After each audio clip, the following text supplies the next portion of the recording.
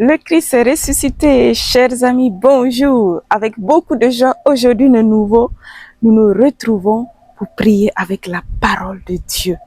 Cette parole merveilleuse, vivante, qui est notre nourriture pour notre âme, notre esprit, notre corps, de tout notre être. Et nous ne pouvons pas vraiment passer des jours et des jours sans au moins manger cette nourriture essentielle pour notre vie. Alors, mon frère et ma soeur, je t'invite à prendre ta Bible et nous allons prier aujourd'hui avec Acte 9 et le psaume 99. Donc, prépare ta Bible. En attendant, aujourd'hui, nous sommes toujours en Israël, mais cette fois-ci à Tibériade. À Tibériade, ça c'est le lac de Tibériade, la mer de la Galilée, la mer de Tibériade, comme la parole en parle beaucoup, où Jésus a fait beaucoup de signes, de miracles, où Jésus a instruit ses disciples. Jésus a enseigné ses disciples beaucoup ici. Jésus a appelé la majorité de ses disciples ici. Jésus a multiplié le pain au bord du lac Tibériade, à Tabga. Jésus nous a proclamé les béatitudes ici. De ce côté du lac, Jésus a fait beaucoup d'enseignements. Donc, vraiment, Seigneur, en ce lieu où tu t'es manifesté puissamment, en ce lieu, dans ce lac merveilleux où tu as marché sur les eaux, où tu as multiplié le pain, nous venons à toi, Seigneur, vraiment, pour te prier, pour te glorifier, pour t'élever au-dessus de toutes choses. Amen. Amen. Et donc, mon frère et ma soeur, je t'invite vraiment à prendre ta parole et nous allons proclamer afin que le Seigneur vienne vraiment se manifester puissamment dans ta vie aujourd'hui même, devant ce lac merveilleux où beaucoup de signes ont été opérés, où beaucoup de signes ont été faits par notre Seigneur. Amen. Acte 9. Cependant, Saul, ne respirant toujours que menaces et carnage à l'égard des disciples du Seigneur, alla trouver le grand prêtre et lui demanda des lettres pour les synagogues de Damas, afin que, s'il y trouvait quelque adepte de la voie, homme ou femme, il les amena enchaînés à Jérusalem. Il faisait route et approchait de Damas quand, soudain, une lumière venue du ciel l'enveloppa de sa clarté, tomba à terre. Il entendit une voix qui lui disait « Saoul, Saoul, pourquoi me persécutes-tu? Qui es-tu, Seigneur ?» demanda-t-il. Et lui, « Je suis Jésus que tu persécutes. Mais relève-toi, entre dans la ville et l'on te dira ce que tu dois faire. » Ses compagnons de route s'étaient arrêtés, muets de stupeur. Ils entendaient bien la voix, mais sans voir personne. Saul se releva de terre, mais quoiqu'il eût les yeux ouverts, il ne voyait rien. On le conduisit par la main pour le faire entrer à Damas. 3 jours durant, il resta sans voir, ne mangeant et ne buvant rien. Il y avait à Damas un disciple du nom d'Ananie. Le Seigneur l'appela dans une vision. « Ananie, me voici, Seigneur, répondit-il. « Pars, reprit le Seigneur, va dans la rue droite et demande dans la maison de Judas un nommé Saul de Tars, car le voilà qui prie et qui a vu un homme du nom d'Ananie entrer et lui imposer la main pour lui rendre la vue. » Ananie répondit, « Seigneur, j'ai entendu parler de cet homme et dire tout le mal qu'il a fait à tes saints à Jérusalem. Et il est ici avec plein pouvoir des grands prêtres pour enchaîner tous ceux qui invoquent ton nom. » Mais le Seigneur lui dit, « Va, car cet homme met un instrument de choix pour porter mon nom devant les nations païennes, les rois et les Israélites. Moi-même, en effet, je lui montrerai tout ce qu'il lui faudra souffrir pour mon nom. » Alors, Ananie partit, entra dans la maison, imposa les mains à Saul et lui dit, « Saoul, mon frère, celui qui m'envoie, c'est le Seigneur. Ce Jésus qui t'est apparu par le chemin par où tu venais, et c'est enfin que tu recouvres la vue et sois rempli de l'Esprit Saint. » Aussitôt, il tomba des yeux comme des écailles, et il recouvra la vue. Sur le champ, il fut baptisé, lui, puis il prit de la nourriture et les forces lui revinrent. Il passa quelques jours avec ses disciples à Damas, et aussitôt il se mit à prêcher. Jésus, dans les synagogues, proclama qu'il est le Fils de Dieu. Tous ceux qui l'entendaient étaient stupéfaits et disaient, « N'est-ce pas là celui qui, à Jérusalem, s'acharnait sur ceux qui invoquent ce nom?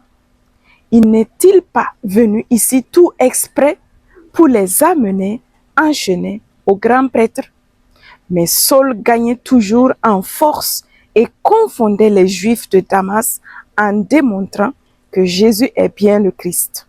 Au bout d'un certain temps, les Juifs se concertèrent pour le faire périr. Mais Saul eut vent de leur complot. On gardait même les portes de la ville jour et nuit afin de le faire périr. Alors, les disciples le prirent de nuit et le descendirent dans une corbeille le long de la muraille. Arrivé à Jérusalem, il a essayé de se joindre aux disciples, mais tous en avaient peur, ne croyant pas qu'il fût vraiment disciple. Alors Barnabé le prit avec lui, l'amena aux apôtres et leur raconta comment, sur le chemin, Saul avait vu le Seigneur, qui lui avait parlé, et avec quelle assurance il avait prêché à Damas au nom de Jésus. Dès lors, il allait et venait avec eux dans Jérusalem, prêchant avec assurance au nom du Seigneur. Il s'adressait aussi aux hellénistes et discutait avec eux, mais ceux-ci machinaient sa perte. L'ayant su, les frères le ramenèrent à Césarée, d'où ils le firent partir pour Tars. Cependant, les églises jouissaient de la paix dans toute la Judée, la Galilée et la Samarie. Elles s'édifiaient et vivaient dans la crainte du Seigneur, et elle était comblée de la consolation du Saint-Esprit. Pierre, qui passait partout, descendit également chez les saints qui habitaient à Lydda. Il y trouva un homme au nom d'Énée, qui gisait sur un grabat depuis 8 ans. C'était un paralytique. Pierre lui dit, « Énée, Jésus-Christ te guérit.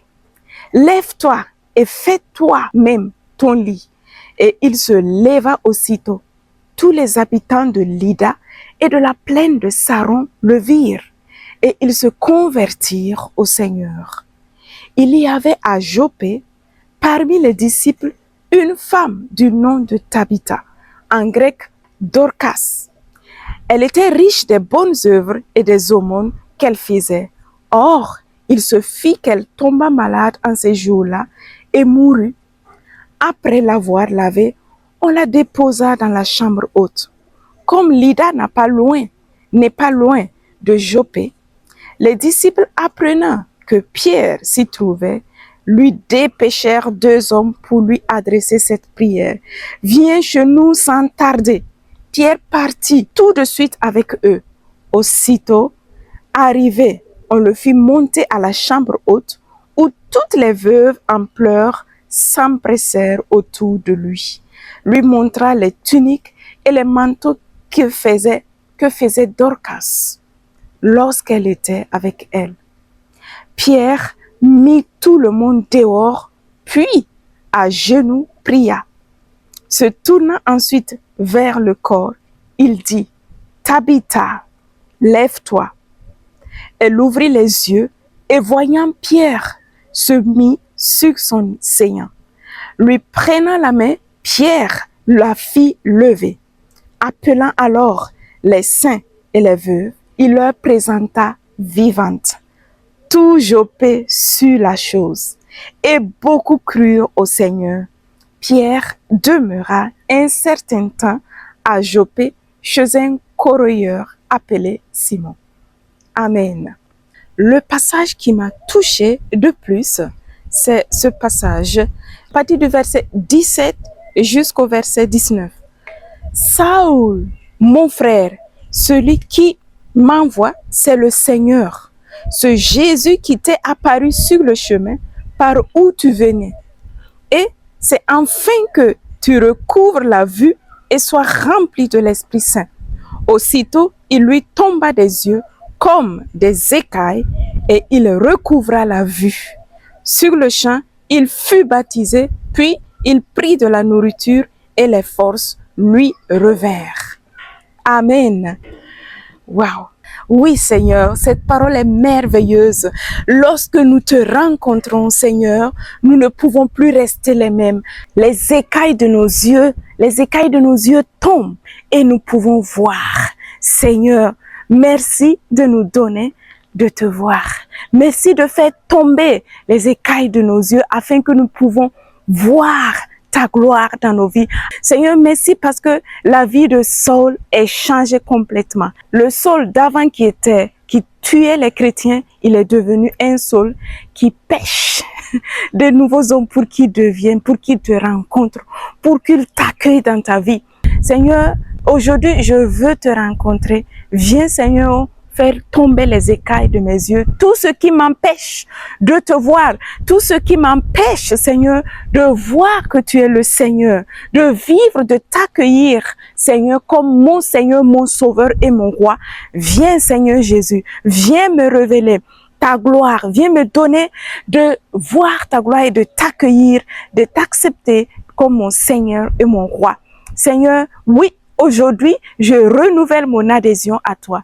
Seigneur, je viens à toi pour te donner mes pauvretés, l'angle aveugle encore en moi qui ne me permet pas de jouir complètement, Seigneur, dans certaines situations.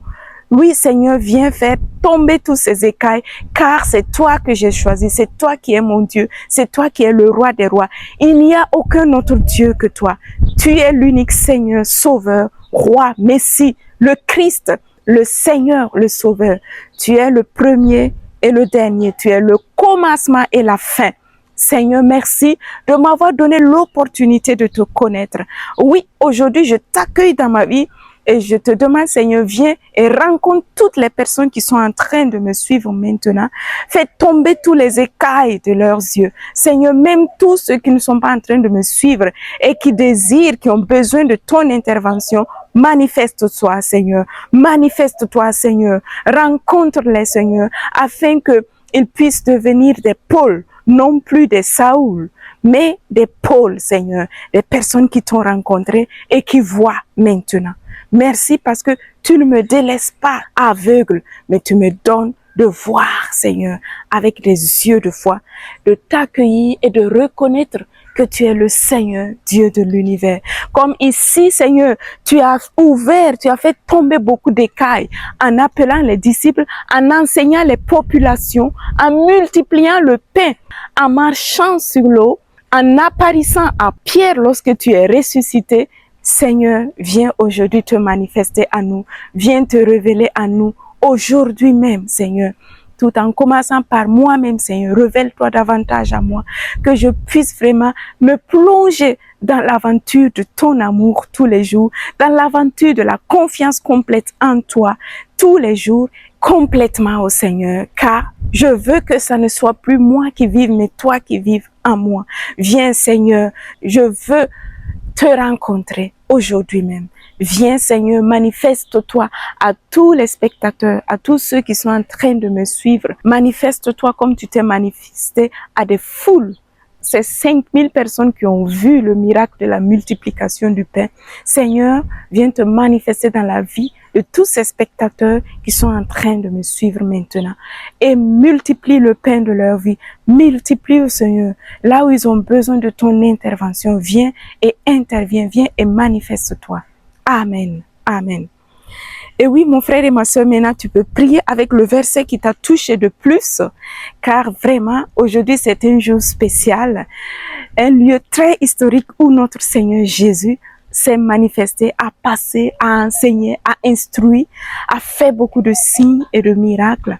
Oui, Seigneur, merci pour ton amour infini. Amen. Tu peux faire alors donc ta prière et nous allons passer tout de suite au psaume 99. Le psaume 99. Le Seigneur règne, les peuples tremblent. Il siège sur les chérubins. La terre chancelle dans Sion, le Seigneur est grand. Il s'exalte, lui, par-dessus tous les peuples. Qu'il célèbre ton nom grand et redoutable. Il est saint, lui, et passant. Le roi qui aime le jugement, c'est toi. Tu as fondé droiture, jugement et justice en Jacob, c'est toi qui agis. Exaltez le Seigneur notre Dieu. Prosternez-vous vers son marchepied. Lui, il est saint. Moïse, Aaron parmi ses prêtres et Samuel, appelant son nom, en appelait au Seigneur et lui, il leur répondait. Dans la colonne de nuée, il parlait avec eux. Eux gardaient ses témoignages, la loi qu'il leur donna. Seigneur notre Dieu, toi tu leur répondais. Dieu de pardon, tu étais pour eux, mais te vengeant de leurs méfaits. Exaltez le Seigneur notre Dieu. Prosternez-vous vers sa sainte montagne. Saint est le Seigneur notre Dieu. Amen. Le verset qui m'a touché, c'est le verset 7. Dans la colonne de nuée, il parlait avec eux. Eux gardaient ses témoignages, la loi qu'il leur donna. Oui, Seigneur, merci parce que tu parles à nous, tu nous parles. Merci pour comment tu as parlé au peuple d'Israël lorsque tu as voulu, Seigneur, vraiment te manifester. Tu as choisi ce peuple et ils ont su t'écouter, Seigneur. Ils ont su garder ton témoignage. Merci parce que encore aujourd'hui, tu continues de nous parler à travers la Bible où nous pouvons rencontrer toutes les paroles, tous les témoignages possibles que tu nous as donnés, Seigneur, depuis le commencement. Lorsque tu as choisi ce peuple et tu as voulu le guider, l'instruire, l'enseigner. Seigneur, donne-moi de savoir écouter, garder tes témoignages, ta parole, et Seigneur, et de les imprimer dans mon cœur, dans mon âme, dans mon être, dans la vie quotidienne de tous les jours. Oui, Seigneur, donne-moi de savoir écouter cette parole et de la mettre en pratique. Seigneur Jésus, je veux écouter ta parole. Je veux que toute ma vie écoute ta parole. Mes manières de parler, de regarder, de collaborer, d'écouter, de servir. Seigneur, que tout mon être écoute ta parole. Que tout mon être soit en harmonie avec ton témoignage. Le témoignage merveilleux. La bonne nouvelle que tu nous donnes. Pour pouvoir vraiment continuer tous les jours de vivre sur tes chemins de vie éternelle. Sur les chemins du salut, Seigneur, que tu es. Amen. Merci, Seigneur, pour ta parole. Merci, Seigneur, de nous aimer. Merci d'avoir accepté de venir te manifester à nous à travers des signes, des miracles, à travers ta parole, à travers le don de ta vie, Seigneur. Merci, quel grand amour. Il n'y a pas de Dieu comme toi. Tu es l'unique. Et je t'aime, Jésus, je te bénis, je te glorifie, à toi la louange et la gloire. Je m'unis, Seigneur Jésus, à tous mes frères et sœurs pour te donner toute la gloire, au cœur céleste pour te louer, te célébrer et te glorifier. Amen. Et maintenant, mon frère et ma sœur, tu peux prier aussi avec le verset qui t'a touché de plus. Et nous allons nous retrouver la semaine prochaine avec beaucoup de joie pour proclamer cette merveilleuse parole de Dieu dans notre vie. Amen. Sois béni et à la prochaine. Maintenant, je vais te faire voir certains lieux où nous avons été, ici autour du lac de Tibériade, où Jésus a eu à faire beaucoup de signes, à enseigner beaucoup. Jésus est aussi la maison de Saint-Pierre, où Jésus même avait même une chambre, je crois, parce qu'il dormait là aussi. Voilà. Donc, bonne vision à toi et que vraiment à travers cette vidéo, tu puisses te rendre compte de la merveille que tu es parce que il est venu sur cette terre juste pour toi, pour te dire je t'aime et j'ai fait tout cela pour te dire que je t'aime. Amen. Merci et à la prochaine. Au revoir. La montagne des béatitudes.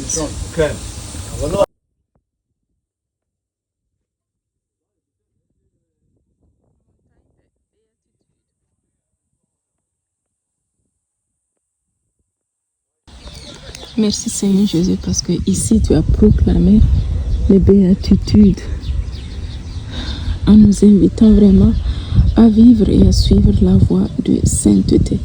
Seigneur, donne-nous vraiment de les vivre, de chercher à vivre ces béatitudes de tout cœur afin de vraiment pouvoir avoir part avec toi. Jésus, merci. Merci pour ce merveilleux lieu, Seigneur. Merci parce que vraiment, c'est le lieu où tu nous as proclamé ces bénédictions pour que nous puissions vraiment accepter de vivre dans la pauvreté du cœur, accepter aller au-delà des persécutions et persévérer, Seigneur.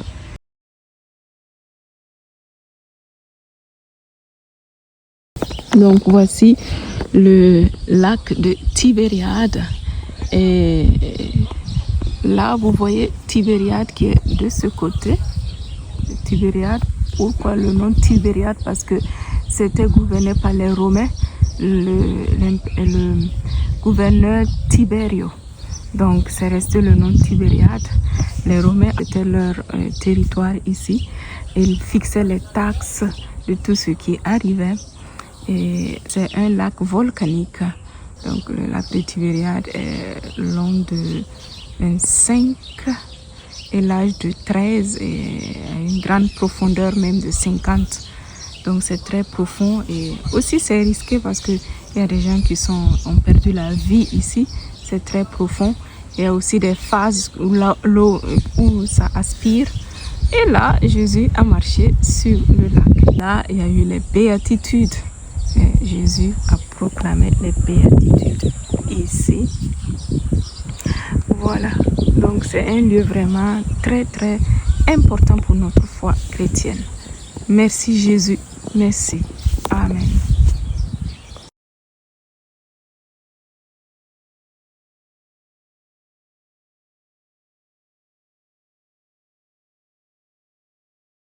Ici, c'est le lieu où Jésus, après la résurrection, a apparu à Pierre avec le poisson déjà cuit au feu. Au charbon ardent et le Seigneur l'envoie bâtir ses brebis.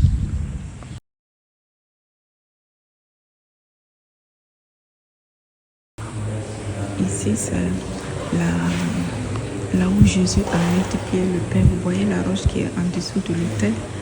Jésus a multiplié le pain pour 5000 hommes ici et c'est resté 12 paniers de pain. Et alors Seigneur, nous te demandons Jésus, viens multiplier les grâces de ta présence dans nos vies afin que nous puissions porter des fruits et des fruits en abondance et pouvoir donner à beaucoup de personnes la grâce vraiment de pouvoir te rencontrer et de porter des fruits en retour et porter vraiment, être tes témoins qui portent la bénédiction vraiment à travers leur aide à d'autres. Seigneur, multiplie en nous la grâce de la paix, la joie, l'amour, la sainteté, le pardon, la douceur. Jésus, que nous puissions être des instruments de cela pour d'autres personnes. Merci Seigneur. Amen.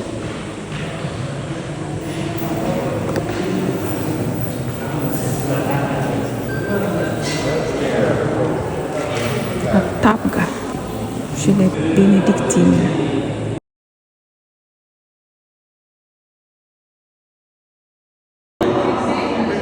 Voilà, voici l'église de Saint-Pierre. Nous sommes dans notre communauté. Et celui qui s'occupe de cette paroisse.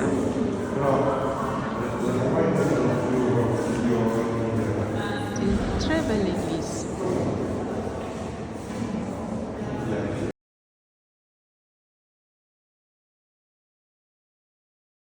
Voilà, chers amis, nous sommes à Cana en Galilée, et où Jésus a opéré le premier miracle. Donc ça, c'est un des jarres où il prenait de l'eau. Quand Jésus les a dit, prenez de l'eau et remplissez les jarres. Donc ça, c'est une des jarres qui pouvait contenir 80 à 120 litres de liquide. Donc, nous, deux fois, peut-être on peut penser les jarres d'aujourd'hui bien faites, mais ça, c'était une jarre en pierre. Voilà, donc, c'est un des exemples des jarres. Comme ça, nous partageons avec vous cette belle expérience. Et donc, elle était grande.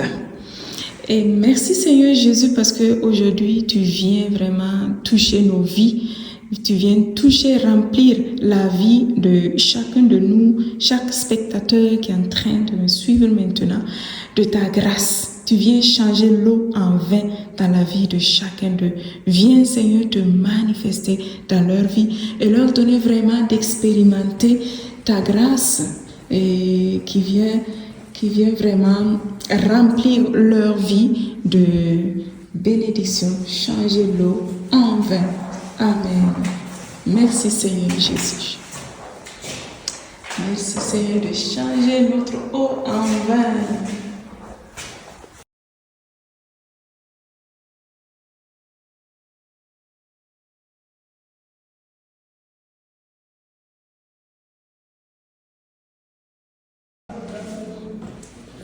Ça, c'est les restes de petites jarres. Celle que nous venons de voir, c'était une grande jarre dans laquelle ils utilisaient les petits pour prendre et aller servir à table. Vous voyez le reste, les découvertes qu'ils vont faire.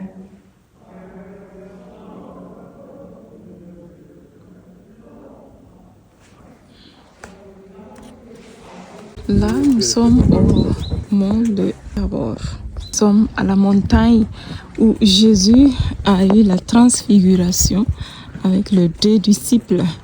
Et le prophète Élie lui a apparu. Et les disciples disaient, Seigneur, faisons 3 tentes, un pour toi, un pour Élie, un pour Moïse. Voilà, nous sommes là. Donc le mont Tabor.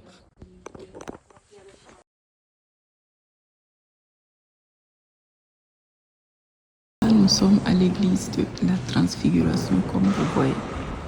Jésus et Élie et Moïse, et puis les 3 disciples qui étaient avec Jésus, Pierre, Jean et Jacques. Donc c'est vraiment merveilleux, c'est une belle représentation. Jésus dit que son visage était resplendissant, les habits comme de la blancheur resplendissante.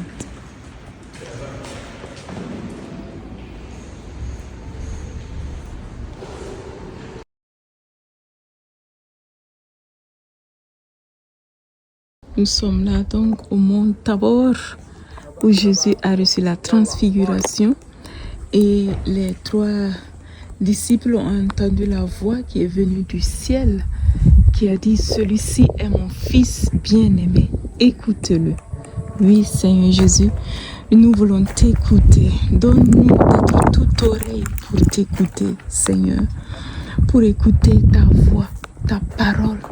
Merci parce que ici, Père, tu nous as parlé d'écouter la parole de ton Fils bien-aimé. Oui, Seigneur, donne-nous d'apprendre à écouter la voix de ton Fils, d'écouter ta parole, ô Père.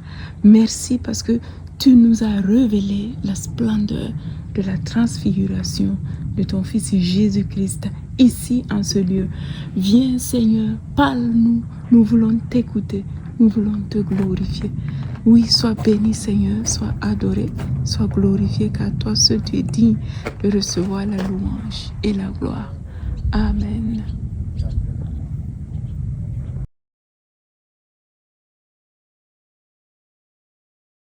Mont Tabor.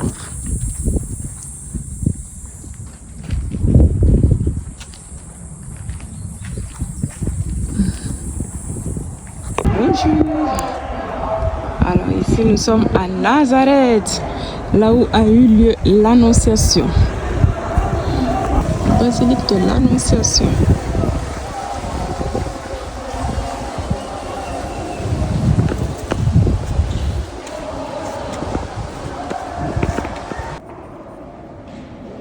Voilà, nous sommes à la basilique de l'Annonciation.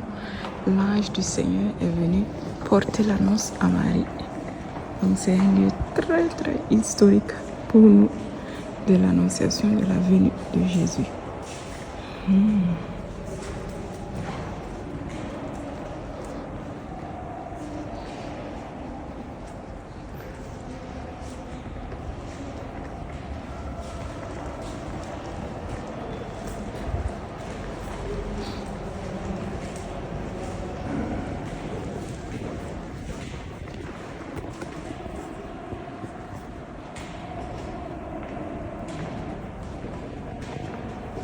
Voici la maison, le reste de la maison.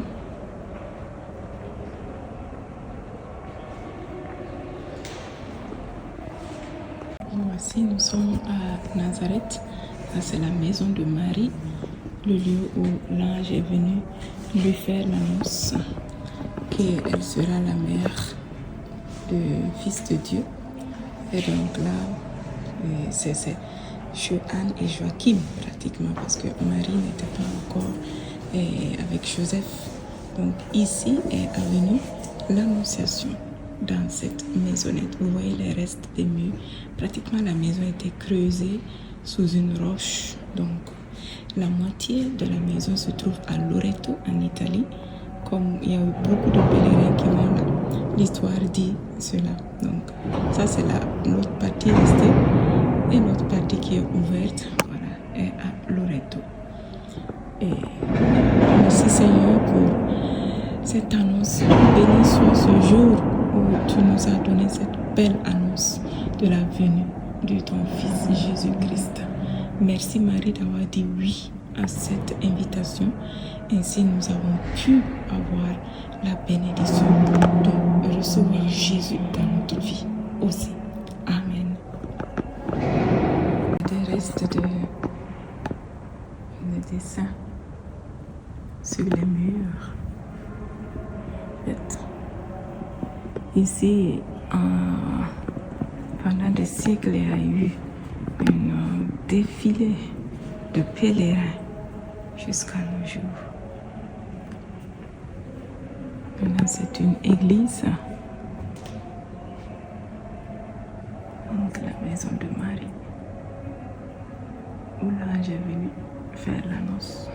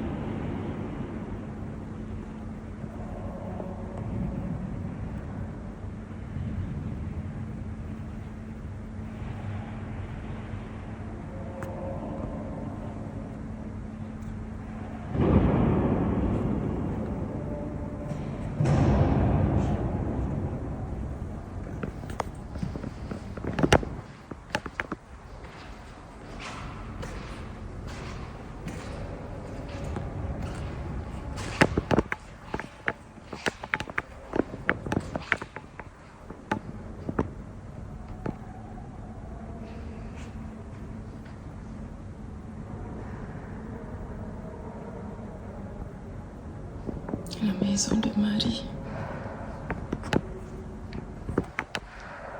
Nous sommes dans la maison de Jésus, de Joseph. Donc, Maria s'est déplacée de sa maison pour venir chez son époux, Joseph. Donc, Jésus a vécu ici 25 ans. C'est clair, Jésus est né à Bethléem, mais ils sont retournés ici vivre, où Jésus a travaillé, a grandi, a dû apprendre les valeurs de la vie et tout. Ici, la chapelle de Saint-Joseph. C'est la maison de Joseph. vécu.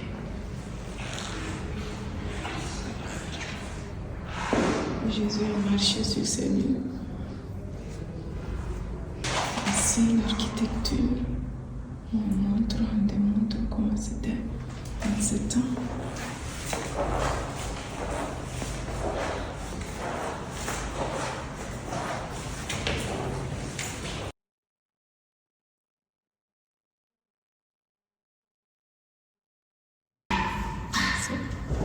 La maison de Jésus. Ça, c'était une tradition en son temps que c'était formé avec 7 escaliers. Il devait descendre dans la pratique des Hébreux, se purifier. Ça, c'était un petit puits. Se purifier, c'était un rite pratiquement. Et puis remonter, et puis tu étais déjà purifié, tu étais prêt pour rencontrer le Seigneur ou quoi. Donc ici, c'était un petit village. Donc, où Jésus vraiment a vécu, a grandi, a appris les règles de vie, a mangé, a vécu normalement.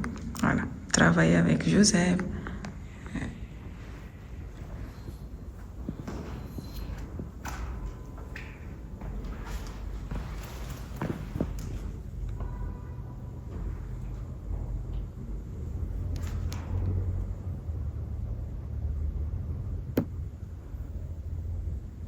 Représentation.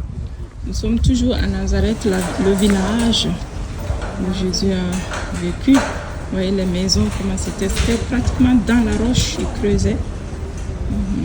Jésus a marché dans ces lieux.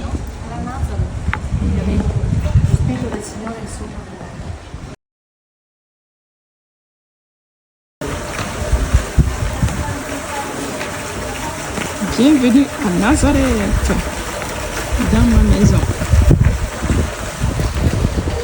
Voici la maison de Maria. Et là, en haut, comme vous voyez la cloche de la Nazareth qui est là. C'est la maison de Joseph, Saint Joseph.